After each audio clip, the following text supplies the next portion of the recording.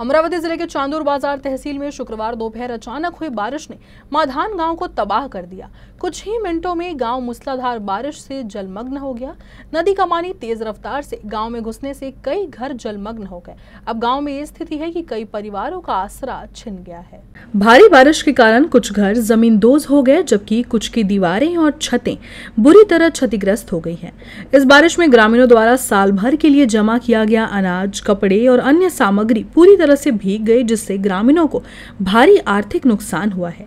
बारिश और बाढ़ के बीच ही एक परिवार का घर गिरने ही वाला था, लेकिन गनीमत रही कि कोई जनहानि नहीं हुई। फिर भी बारिश ने ग्रामीणों को बहुत परेशान किया। इस घटना से गांव में दहशत का माहौल है और कई परिवार बेघर हो गए हैं। ग्रामीणों ने प्रशासन से तत्काल मदद की मांग की है।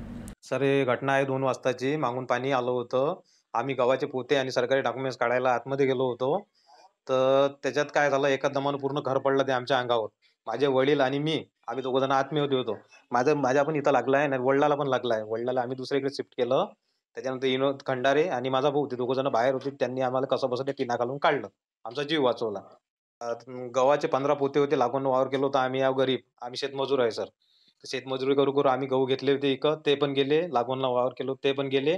आणि जे जेवणाच्या अत्यावश्यक वस्तू आहे, जसं पीठ झालं, तांदूळ झाले, त्याच्यानंतर डाळ, ते सगळं पूर्ण आतमध्येच आहे. गॅस सगळंच. आता आमच्या घरी जेवायची सध्या सोय आहे नाही. हे पाणी एका दमानं 2 वाजतापासून जवळ चाल झालं आणि चाल झालं तर एका दमानंच पाऊस म्हणजे असं झाला का काही टाईमच त्याने वेळ वेळ दिला नाही अजिबात. आणि एका दमानं दोन्ही नाल्याला पाणी आलं. वाहतलं पाणी. आता आम्ही म्हटलं जाऊ म्हटलं इथून.